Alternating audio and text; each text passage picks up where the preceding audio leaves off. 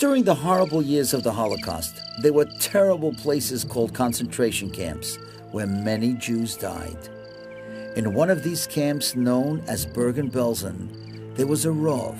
His name was Rab Shraga Shmuel Schnitzler. Everyone knew him as Rab Shmelka.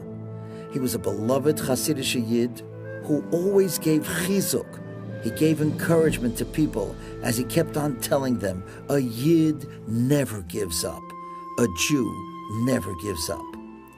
In 1944, during the month of Kislev, he told the other Yidden in his barrack, we are going to light Hanukkah candles. We are going to have a menorah and we'll be able to celebrate Hanukkah, even here in the barracks of Bergen-Belsen. Now, some of the people thought this was just ridiculous. How in the world could that possibly be? But he was determined to get his hands on some oil and a makeshift menorah. Even as Hanukkah was getting closer and closer, he kept on saying, we can never give up. But of course, there was no oil or any way to light a menorah there.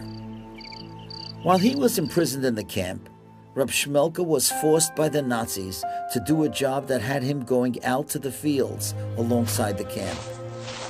A few days before the first night of Hanukkah, when he was out in the field, an incredible thing happened. As he walked, his foot tripped on something sticking out of the ground. When he looked at it more carefully, it seemed there was something buried in the earth. So he waited until nobody was looking. He bent down and pushed away the dirt, and he saw the most incredible thing. It was a little package of oil. Now, how could this be? I mean, this was unbelievable. As he looked closer, he saw that there were other things that were buried under that little jar of oil.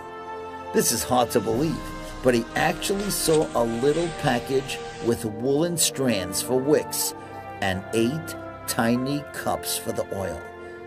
They had all been wrapped and rewrapped and stored away and buried.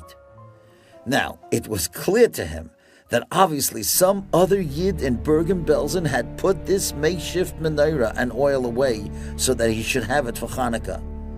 So Rab Shmelka reburied it carefully again in the exact same spot where he found it.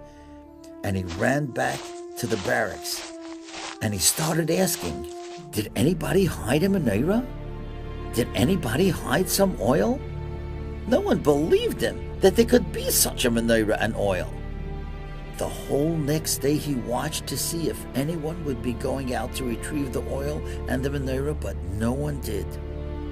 When nightfall of the first night of Hanukkah approached, he secretly went back out to the field and dug up the oil and the menorah and brought it into the barracks. When the guards weren't looking, he and the other Yidden stood around it and lit the menorah. You could imagine that many of them were crying. They just couldn't believe a miracle of Hanukkah here in Bergen-Belsen. And for the rest of Hanukkah, they were able to light the menorah. Eventually, in April of 1945, the Germans gave up and the United States was able to come in and free the prisoners held in the concentration camp. People went to various countries, and Rab Shmelka went to Hungary, and there he became known as the Chaba Rov, as he became a leader for other survivors. A while later, he came to America and visited with the great Satmar Rebbe, the great tzaddik Rabbi Yoel Teitelbaum.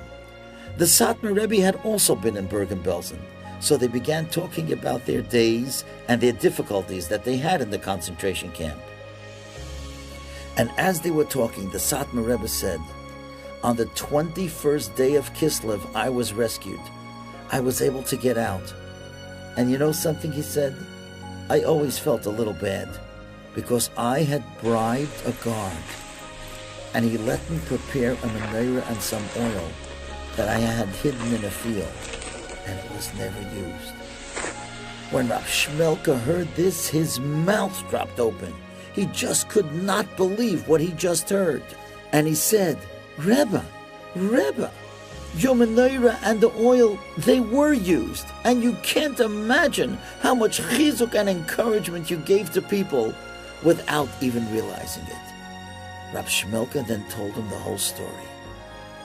The Satmar Rebbe sat back, smiled warmly, and was so content, for once again Hashem had performed a miracle with oil in the month of Kislev.